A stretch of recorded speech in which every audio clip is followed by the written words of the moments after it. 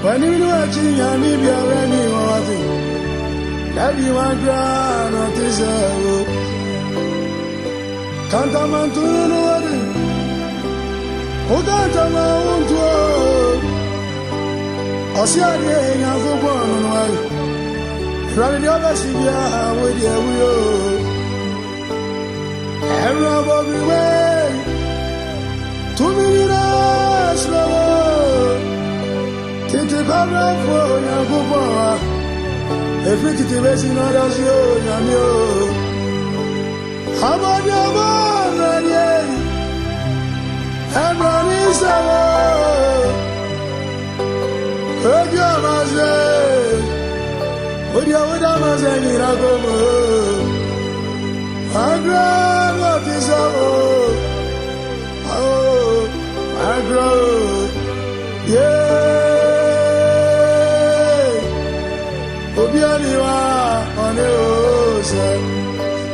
Why not the same? I can not the same.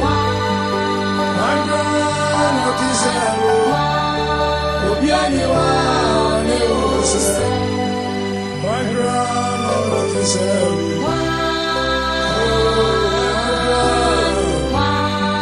My grand not the same.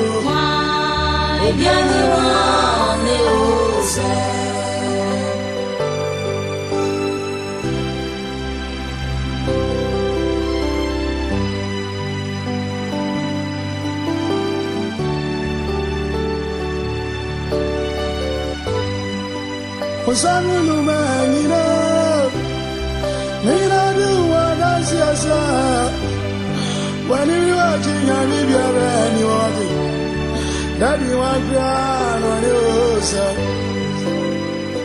Mirasuro, I'm Rasas.